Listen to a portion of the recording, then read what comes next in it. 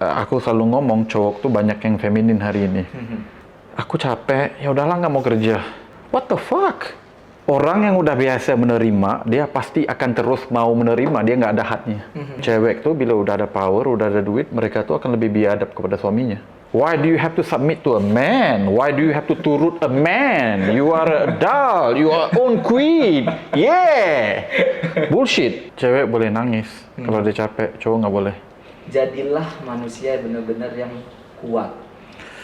Bukan itu. Jadi Pak. Lebih kepada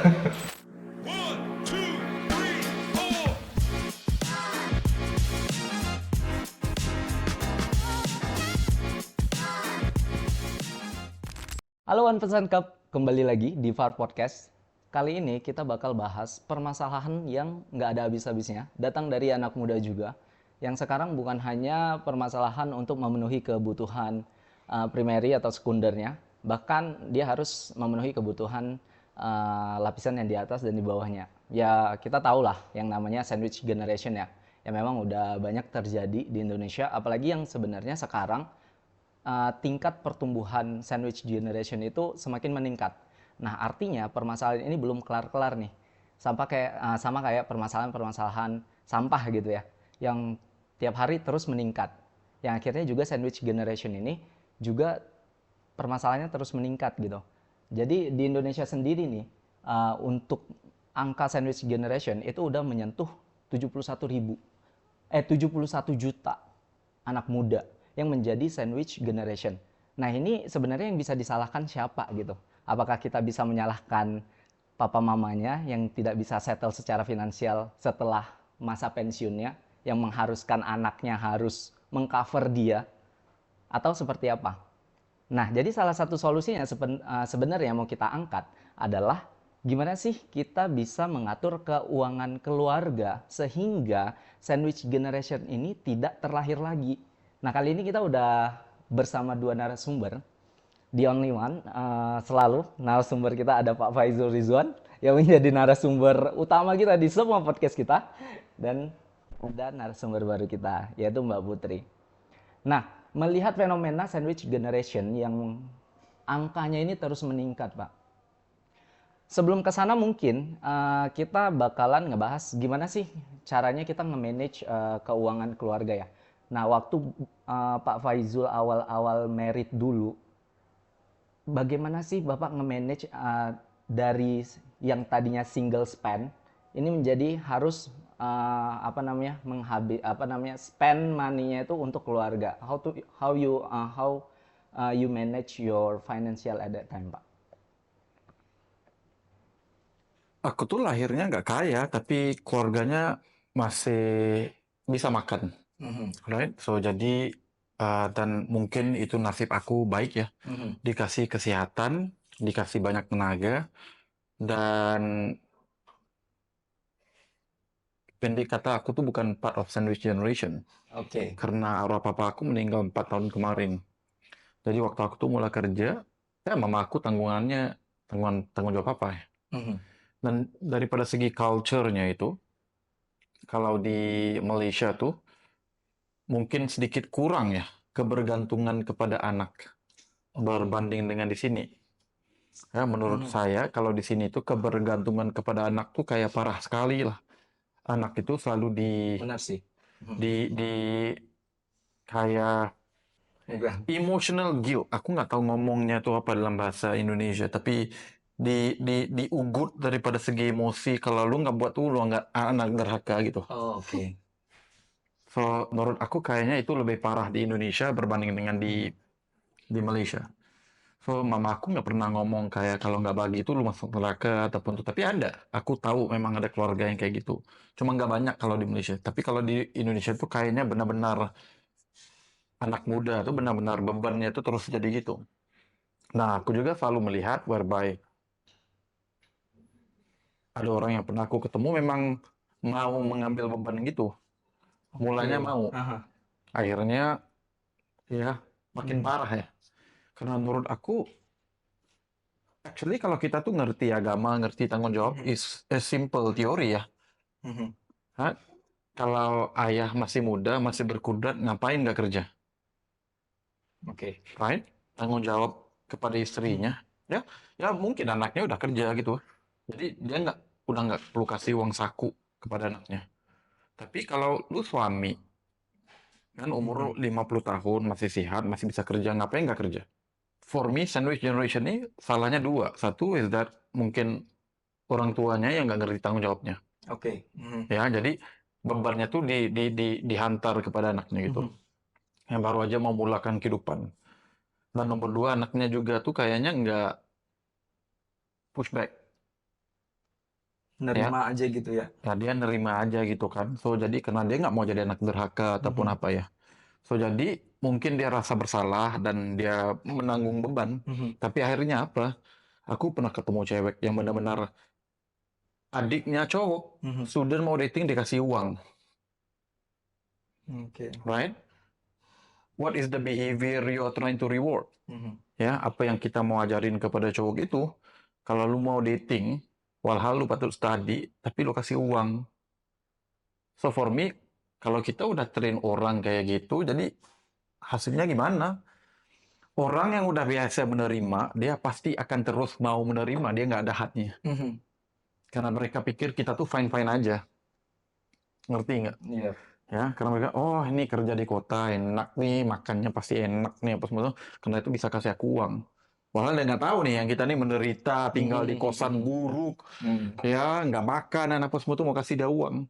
Ya, karena kita tuh, ya rasa bertanggung jawab gitu loh.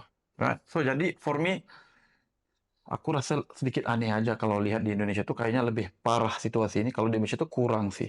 Oke, kalau ngomongnya awal-awal pernikahan dulu, Pak. Dulu Bapak single nih, yang ngatur keuangan ya untuk sendiri gitu, yang ngabisin sendiri. Nah, sekarang ketika Bapak waktu dulu married nih, awal-awal gitu kan, gimana sih Bapak ngatur keuangan itu?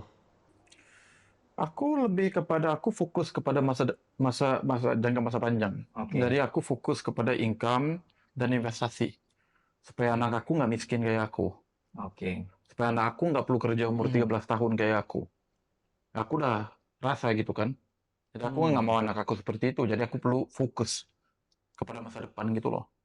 Dan bujur juga waktu itu aku nikahin sama orang yang juga ada career dan dia juga Oke. masih oke. Beberapa belanjaan di rumah tuh bayarin bersama gitu. Ya. So daripada segi itu masih oke.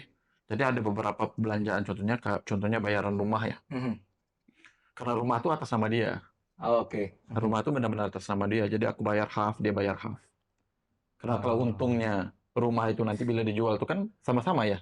Jadi bayar separuh-separuh aja gitu. Tapi dalam banyak hal perbelanjaan untuk anak apa semua itu aku biaya 100%. Oke, berarti di awal pernikahan tidak ada challenge yang cukup. Aku nggak ada eksternal beban aku.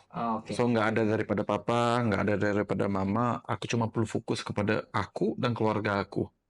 Oke, ini mungkin berbanding terbalik nih sama Mbak Putri ya. Dari menurut sumber yang kita terima nih ya, Aduh, katanya Mbak Putri itu dari masa single pun sampai married itu sandwich generation.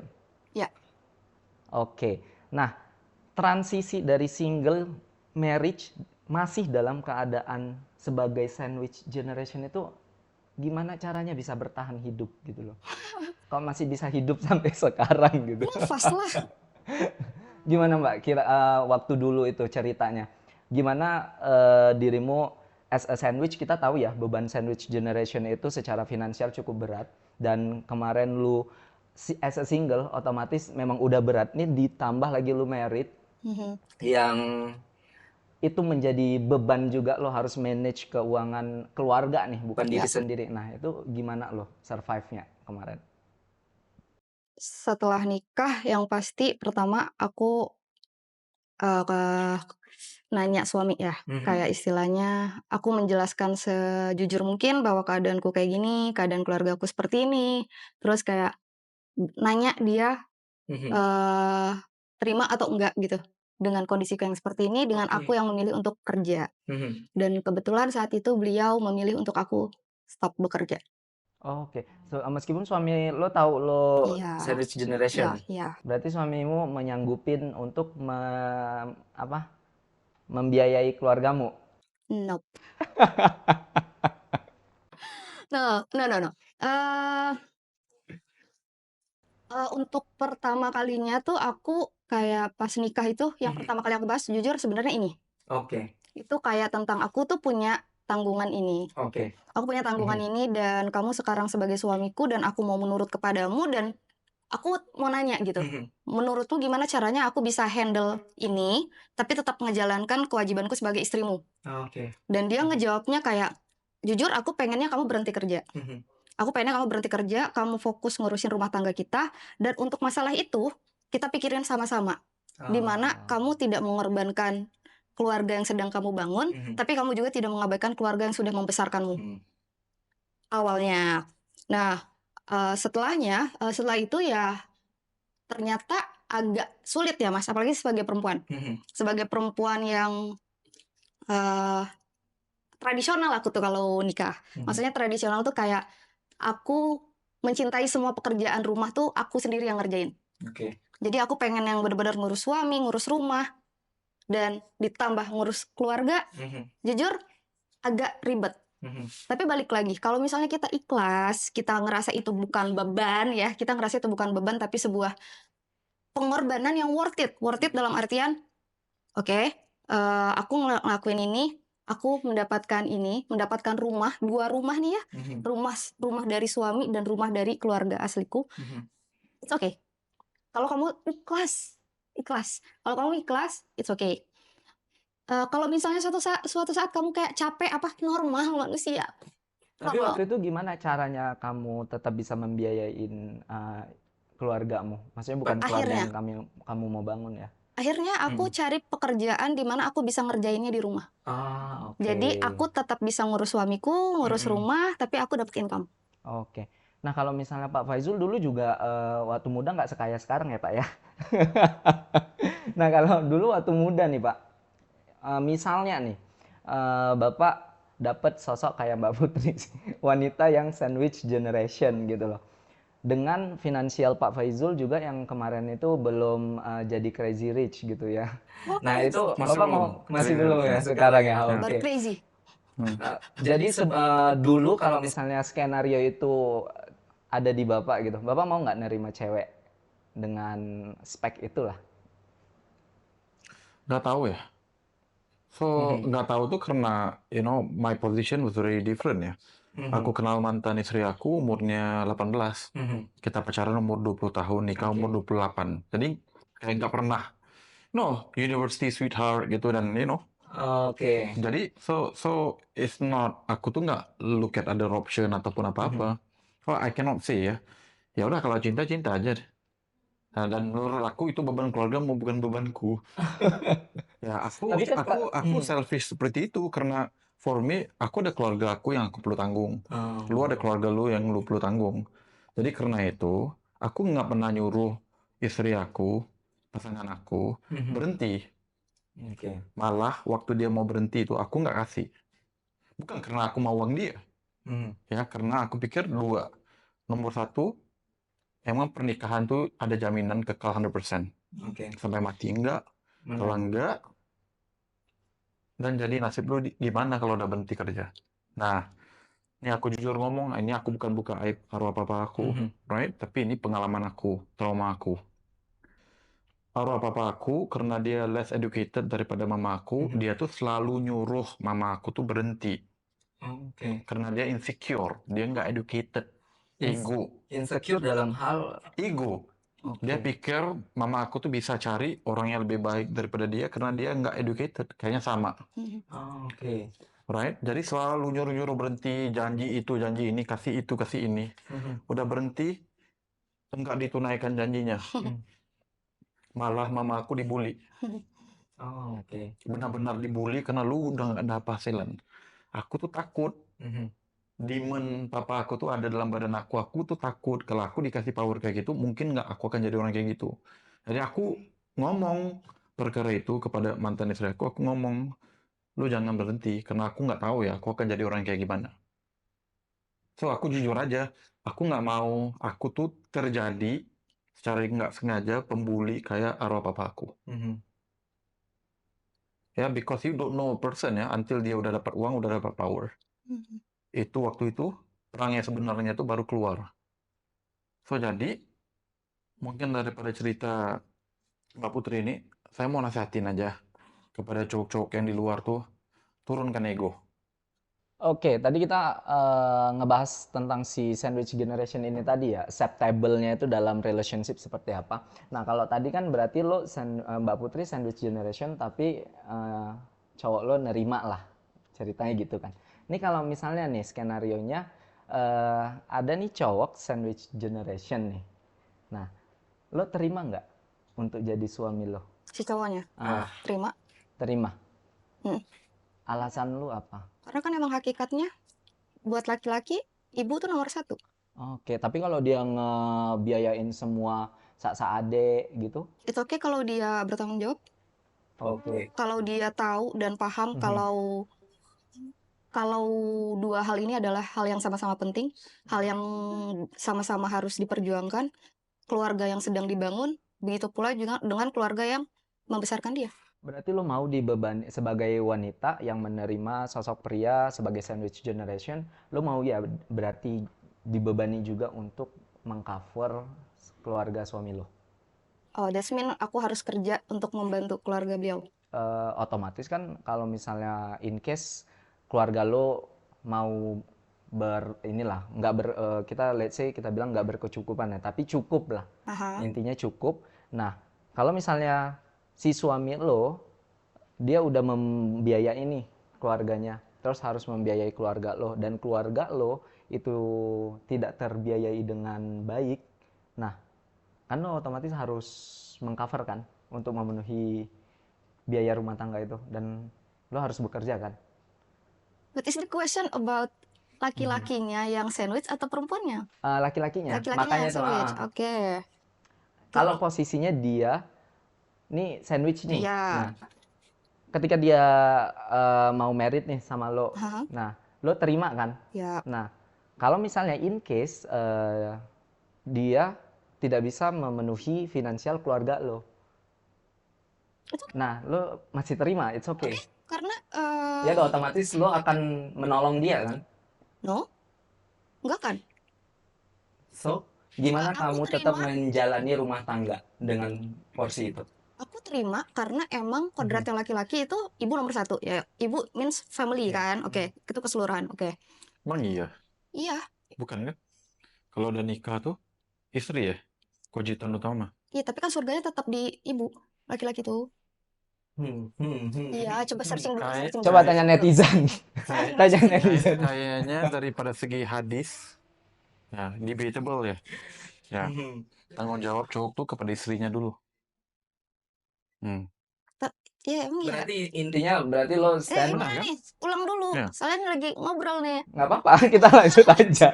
Nah, Yo. berarti intinya lo terima kondisi cowok seperti itu, tapi lo nggak mau ikut campur dengan kondisi keuangan si prianya, dengan kondisi dia itu membiayai keluarganya kan. Kan suami itu kepala ya. Ini yang bahas after married kan. Suami itu kan kepala, leader. Kalau misalnya dia mau menanggung lebih, ya nggak apa-apa. Asal dia berjuang lebih, berkorban lebih, nggak apa-apa. Oke.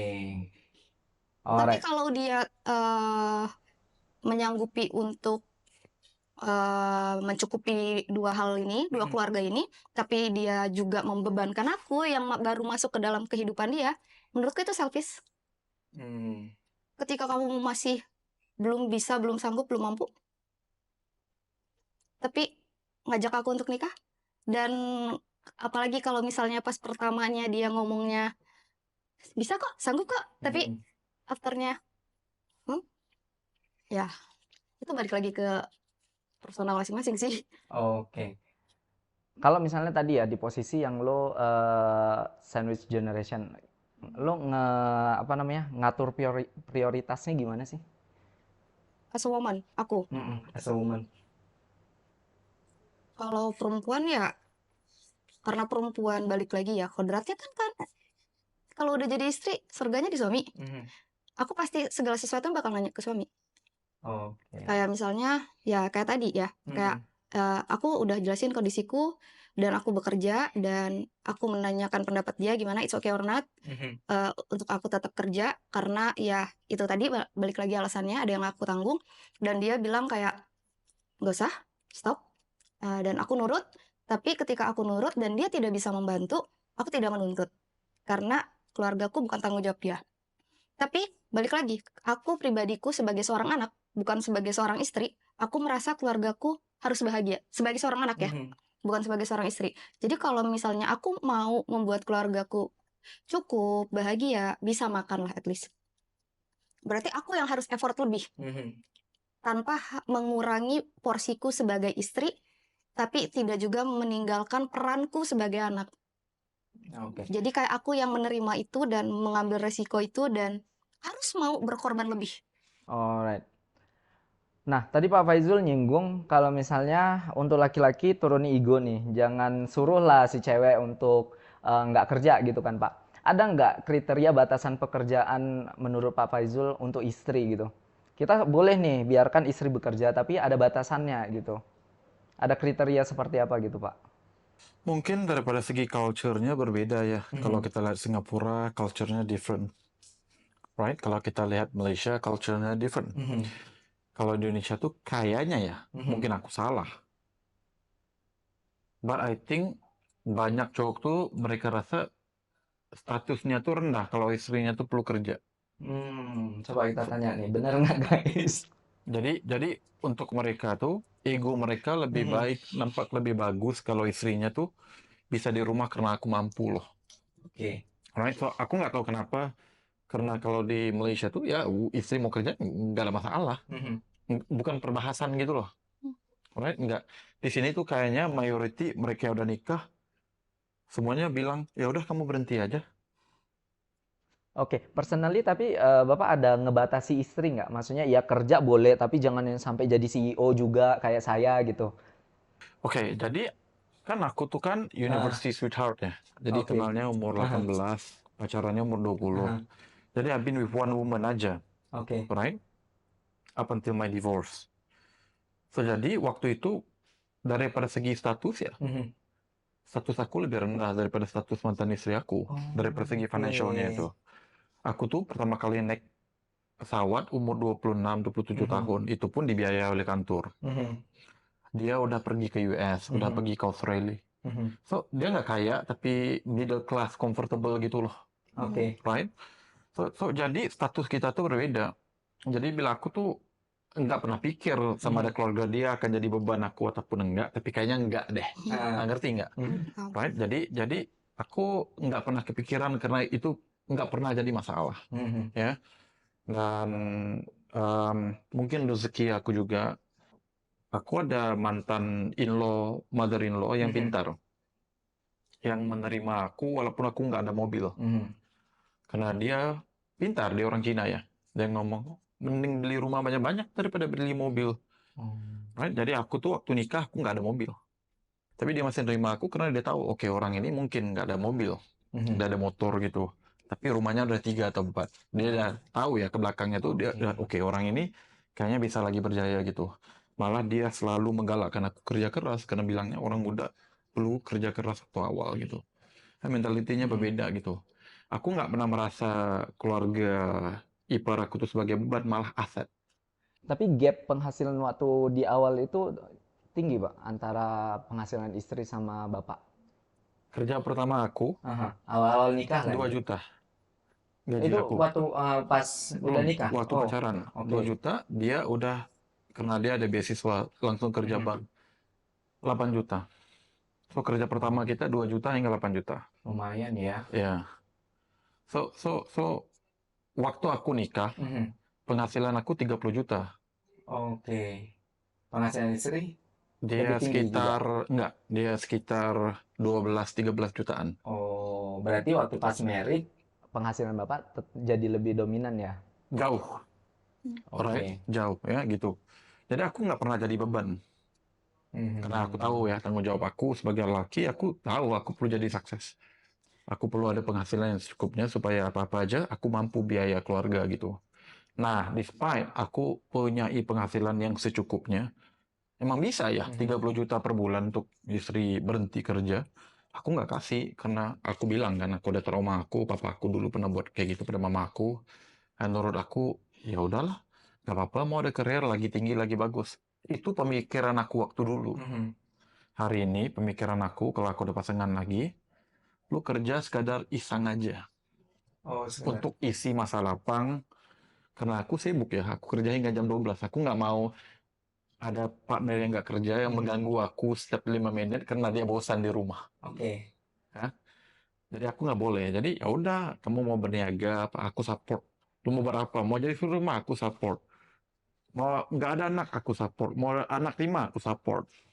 Aku support semua. Yang penting, lu paham aja posisi aku tuh gimana sebagai pasangan. Aku ada goals aku, dukung. Bukan dihalang, bukan ngambak kalau aku pulang kerja lambat, ataupun weekend perlu kerja, atau perlu travel. Ya, segitu aja. Tapi kalau misalnya dalam rumah tangga istri itu lebih sibuk dari suami, Bapak agree nggak? Tergantung kepada suaminya. Kalau tentang kerjaan. Tergantung kepada suaminya. Dulu aku nggak kisah. Sekarang aku nggak mau. Mhm. Ya, kalau fokus lu bukan untuk suami, Mhm. right? It's not your number one fokus ya. Ngapain? Lu jadi tanggung jawab aku. Aku perlu jaga kamu 100%. Apa-apa aku yang salah nih. Apa-apa yang nggak cukup di keluarga, aku yang salah sebagai ketua keluarga. Tapi fokus lu di mana? Kerja. Dan again, ini mungkin saya akan dikecam lagi, tapi ada artis di Malaysia yang pernah ngomong, cewek tuh bila udah ada power, udah ada duit, mereka tuh akan lebih biadab kepada suaminya. Oh, oke. Oke? Tahan, Pak. Aku nggak ngomong semua, tetapi menurut aku ada benarnya. Oke. Ya, menurut aku ada benarnya. Karena ada banyak brainwashing of feminism. Bila lu udah ada power, udah ada uang, you don't need a man. Why do you have to submit to a man? Why do you have to turut a man? You are a doll. You are own queen. Yeah. Bullshit. Bayar masih. Mau man-nya bayar 100%. Uang sekolah anak datang kepada siapa? Queen. Enggak. King-nya yang masih bayar. Tapi suruh nurut enggak? Enggak. Mhm. Dan cewek berkarir tuh nggak ada masalah untuk nurutin apa aja yang bos dia maukan. Iya bos, ada lagi nggak? Mhm. Kalau suami minta masak, aku capek. Aku sakit kepala. Ya, so for me, you know, bukan semua, tetapi ada yang kayak gitu. So for me, why take the chance? Oke. Why should aku bertanggung jawab 100% kepada orang yang nggak akan memenuhi tanggung jawabnya 100% kepada aku dan zuriat aku? Itu aja. Logika ya? Logik, Pak. Tadi gua ngeliat kayaknya Mbak Putri kesel banget tuh waktu ada statement itu tadi. pengen banget gitu ya. Itu bukan aku pasti gitu ya. Ya, bukan. Tapi kalau misalnya ngomongin ini lagi Mbak Put. Ketika lo punya penghasilan lebih tinggi nih. Apa namanya, punya penghasilan lebih tinggi lah daripada suamimu gitu misalnya, karena banyak sih sekarang fenomena di Indonesia penghasilan istri itu lebih besar daripada penghasilan tsunami suami gitu kan. Nah, jadi kayak gimana lo nge-treatment suami lo biar tidak apa namanya, ego suami itu tidak merasa insecure lah. Nggak bisa. Oke. Eh, Mengubah laki-laki itu hal yang paling sulit untuk perempuan lakukan. Mhm. Karena mau kayak gimana pun, mau sedalam apapun kita kenal pasangan kita nggak akan pernah benar-benar ngerti 100% apa yang dia pikirin. Pasti ada beberapa persen yang dia tutupin, pasti ada beberapa persen yang dia nggak sharing tentang feeling dia ke kita. Nah, jadi tahap awalnya ya itu balik lagi. Kenalin benar-benar pasangannya dari sebelum nikah. Jangan sampai kamu kenalnya pas sudah nikah. Karena yang balik lagi tentang insecure atau enggak insecure, itu kan tidak semua. Mhm. Ada yang insecure, ada yang enggak. Dan sebenarnya nggak apa-apa insecure. Asal feedbacknya positif. Kayak oke, gue insecure nih pendapatan istri gue segini. Gue nge-push diri gue untuk lebih dari istri gue. It's okay. Tuh suami-suami Itu kalau positif. punya Nggak penghasilan. kayak aku. 2 juta lawan 8 juta waktu awal tuh. Itu Bapak ada insecure nggak Nggak, waktu itu? nggak pernah. Aku confident aku pede terus. Tapi 200%. Bapak Berusaha berkompetisi berarti Pak ya, harus punya. Pastilah. Aku udah tahu gimana pun aku pasti akan menang nanti. Tapi sekarang aku kalah dulu karena aku mau belajar. Nah, Tuh mungkin tuh teman-teman ya di luar sana yang punya penghasilan Itu kan ego ya. Benar. Tapi itu ego yang Positif. baik, Positif. positif. Ya udah, aku hari ini kurang. Mhm. Aku nggak akan selamanya kurang. Aku akan pasti kejar aku menang jauh. It's a good. Waktu udah nikah, tahun mulai pertama kerja 2 juta lawan 8 juta. Waktu nikah 30 juta. Daripada 2 juta naik ke 30 juta. Kan ego itu. Iya, Nggak mau benar sih. kalah. Mhm. Ego yang positif. Ego yang positif. Ya. Insecure yang membuat diri self reflection. Ya. Oke, aku nggak sih, aku Berarti kalau ada cowok yang kayak gitu tuh cowok apaan tuh kayak gitu? Misalnya dia ngerasa insecure tuh. Lo nilai cowok itu sebagai cowok apa gitu? Bukan cowok gitu ya. enggak, no comment ah. No comment. Freelance ya? Enggak ya? Enggak. I think kalau kita benar-benar tuh apa yang semua nasihatin, mungkin galakan semua orang buat adalah mungkin daripada segi culture ya. Mhm.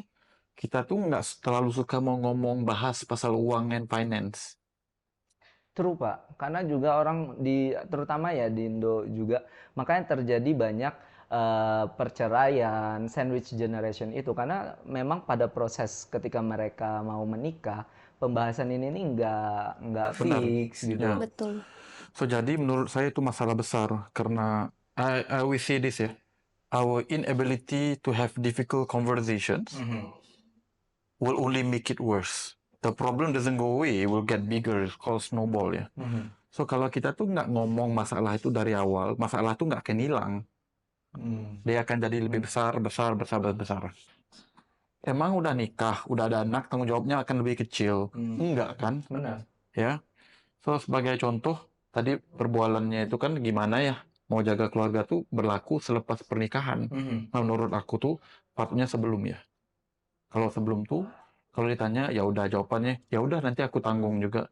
Tanya lagi gimana? Berarti Penghasilan sekarang benar, berapa? di-clearin di awal gitu ya, Di-clearin Bang. daripada awal.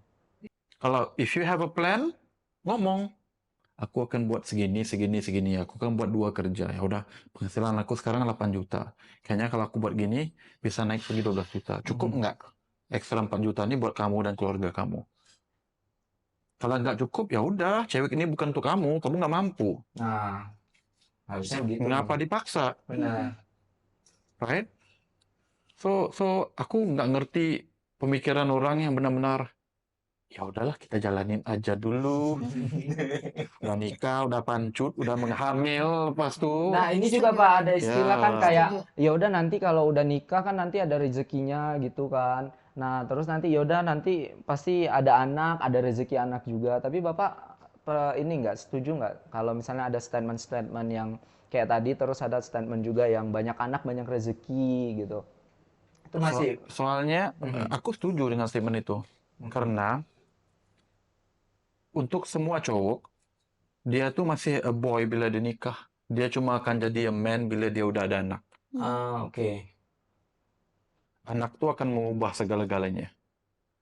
Cuma, the difference here is that, adakah kamu nikahin a boy yang nggak ngerti tanggung jawab dan agamanya? Jadi udah ada anak, dia masih main video game. Ya? Dan if you nikah a man, dia akan ngerti, aku ada banyak tanggungan nih. Kalau dulu dimarah bos, fuck you, aku berhenti kerja aja. Kena ego ya. Ya. Nah udah ada anak dimaki, aku tahan. Right? So naturally fokus kita sebagai cowok itu bila kita udah berkeluarga, udah ada anak kecil menanti kita tuh, responsibility itu udah besar. So untuk cowok sebenarnya dia akan blossom jadi yang lebih baik gitu. Lebih fokus. Dia akan buat kerjanya lebih baik karena dia tahu aku perlu penghasilan aku lebih gede. Right? Aku cannot afford untuk dibuang kerja. Oke, sekarang kalau misalnya kita mau sebut nih, Pak, kita mau bilang, kita mau stop nih yang tentang si sandwich generation itu dari sisi, ya udah kita bangun nih finansial keluarga yang sehat gitu kan. Sehingga nanti ujungnya ketika masa pensiun kita atau di mana kondisi kita udah nggak bisa bekerja, kita tidak menjadi beban si anak lah. Nah, ada nggak sebagai penutup gitu strategi yang memang bisa Bapak sampaikan kepada One Percent Club, sehingga orang-orang di luar sana, One Percent Club di luar sana yang memang mau merit ataupun yang memang baru merit bisa menerapkan ini gitu, sehingga nanti tidak ada lagi nih orang-orang setelah dari mendengar podcast kita nih Pak ya, nggak ada lagi keturunannya yang jadi sandwich generation Pak. Ada nggak Pak yang bisa dibagikan gitu? Yang perlu dengar nasihat ini adalah orang tuanya. Orang tuanya. Orang tuanya nggak akan lihat podcast kita. Unfortunately ya. Yang akan lihat tuh ada anaknya yang Tapi lagi kan at least jadi. anak-anaknya yang mau menjadi orang tua gitu Pak. Ada anaknya nggak akan jadi kayak gitu. Oke. Sandwich generation ini cuma wujud waktu ini. Mhm. Ya, so jadi kayak di Malaysia, Mhm. sebenarnya Singapura nggak jarang ya ada sandwich generation. Malaysia juga jarang. Iya. Karena status ekonominya tuh udah naik. Aha. Mereka udah kerja lama gitu kan. Banyak yang nggak melihat anak tuh sebagai tabung persaraan aku. Mhm. Ngerti nggak? Kalau di Malaysia tuh udah kurang. So jadi one more generation lagi lepas ini kayaknya sandwich generation ini udah kurang banyak. Karena hari ini yang kerja ya, Mhm. mereka udah tahu aku nggak akan jadikan anak aku sebagai itu. Aku udah tahu bebannya. Ah, oke. Ngerti nggak? Ngerti Bisa. banget. Ya. So macam aku kerja keras. Nah, Benar-benar. kenapa? Aku nggak mau anak aku kerjanya umur 13 tahun karena aku nggak mampu kasih buku, kasih bicycle, Mhm. right? So, kita yang hari ini jadi sandwich, kita pasti biasanya ya, Pasti paham dengan kondisi sekarang kita gitu. akan ada additional motivation untuk Mhm. memastikan anak kita tuh nggak tuh. Ber- Oke, berarti optimis berarti sandwich generation ini karena kan sekarang lagi bertumbuh nih Pak angkanya. Optimis berarti bakalan turun dong ya. Ya. Karena orang-orang yang sandwich sekarang itu mereka udah lebih realize dengan kondisi ya. Dan dia pasti nggak mau akan menciptakan sandwich lagi nantinya ke depannya gitu ya. Itu nomor satu. Nomor dua, ini sedikit kejam ya, Mhm. dan mungkin sedikit Nggak apa-apa, Pak. kontroversial. Harus disenggol memang Pak netizen kita. Their problem is not your problem. Masalah mereka, masalah keluarga lu bukan masalah lu. Tapi kan sedarah Pak kalau ada orang yang kayak gitu. So what? Emang nggak bisa gerak, nggak bisa cari kerja? Kerja dong. Nggak ada uang. Why is it my responsibility lu nggak ada uang? Right? So kalau mau sekejam itu, bisa. Why take the responsibility on your own? Mhm. Nah, for me ya, kalau contoh ya, Mhm. mama aku ngomong kayak gini, kalau lu nggak kasih uang, lu masuk neraka kena darah ke ibu. Aku kan ngomong, ya udah aku masuk neraka aja, mam. Tapi dalam kondisi kalau misalnya keluarganya memang mama dan bapaknya udah dalam usia tidak bisa bekerja dalam artian pensiun ya Pak. Let's say 56, 60 tahun. Kan memang dalam udah usia tidak bisa mencari pekerjaan gitu. Ya itu nggak apa-apa. Oke. Tapi kan ada beberapa adik-beradik lagi. Emang bebannya lu seorang. Nah, soalnya gini,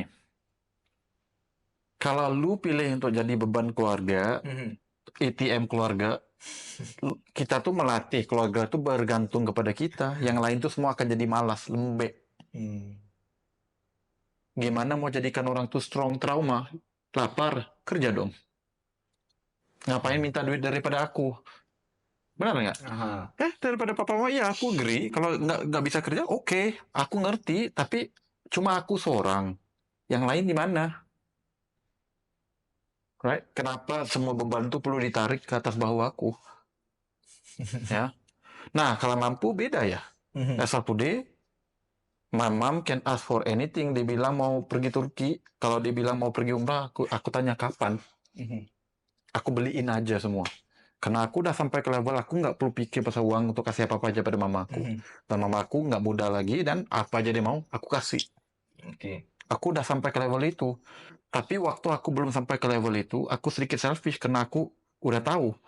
Kalau aku bukan bazir uang ya.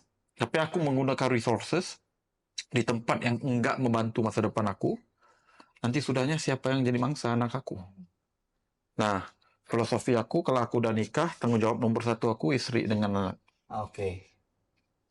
Dan mama aku adalah tanggung jawab papa aku hinggalah papa aku meninggal. Kalau Mbak Putri nih sebagai lu sandwich nih sekarang kan. Nah, lu sandwich sekarang pasti lu nggak mau keluarga Hmm? kedepannya keturunan lu Mm-mm. bakalan jadi sandwich lagi kan. Ya, Otomatis sudah kepikir dong sekarang harus ngebina keluarga tuh seperti apa gitu kan. Nah, ada nggak yang bisa lo bagiin ke One Person Club gitu? ya Gimana pertama, caranya nih? Mm-mm. ya pertama jangan cuma ngomong doang, Tuh. berjuang.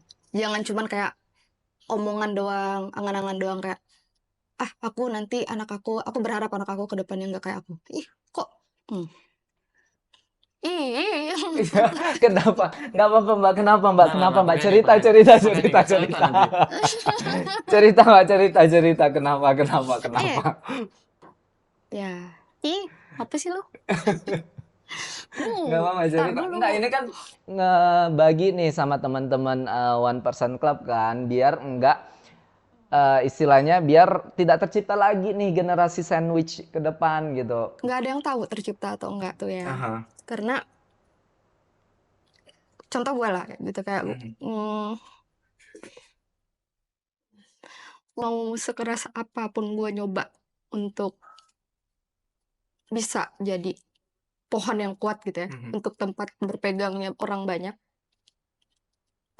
Tetap yang nentuin tuh masa depan gitu. Maksudnya kayak tetap yang nentuin itu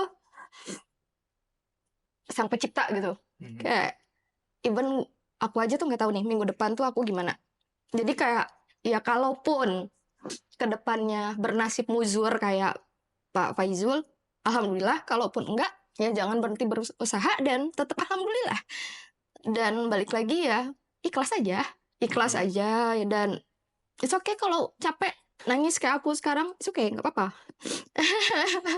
It's okay nangis nggak apa-apa, tapi balik lagi ikhlas, harus belajar ikhlas daripada kamu cuman menganggap itu sebuah beban, Mhm. cuman nyapein diri kamu, mental kamu, waktu kamu dan segala macam. Balik lagi aja ikhlas, dan ya mungkin itu adalah salah satu bentuk baktimu kepada orang tua, karena kita nggak tahu orang tua kita hidup sampai kapan, dan ikhlas aja ngelakuinnya. Oke. Insya Allah kalau ikhlas, rasa capeknya berkurang. Ya walaupun ada momen dimana kayak, ya kayak gue sekarang gitu, gue capek. Mungkin karena pengaruh beban yang lain ya. Mhm. Pengaruh beban yang lain dan sedangkan beban ini aja tuh belum bisa gue Mhm. kelola gitu. Terus gue udah dapat beban yang lain. Jadi mungkin gue kalut kali ya. Mhm. eh Oh berarti For a lebih. woman atau men ya, nggak Mhm. apa nangis. Ya kalau men jangan nangisnya kelihatan.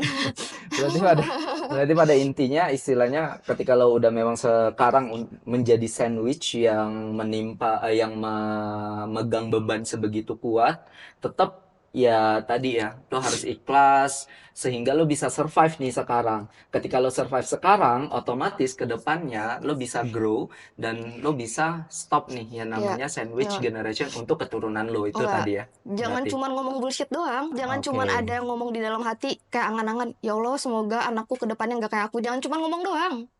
Itu guys. Berusaha. Usaha dari sekarang. Ada Kerja yang. keras. Jangan cuman kayak berangan-angan gitu doang. Nah, Nggak usah. ini mau ngomongin ini aja Mbak Putu sampai nangis loh guys. Berarti seberapa serius tuh kata-kata jangan ngomong doang. Kalau lo memang udah jadi sandwich generation, lo harus tetap survive gitu loh. Sehingga nanti finansial keluarga lo bisa survive juga dan growth. Akhirnya finansial lo nggak menciptakan sandwich generation untuk anak lo.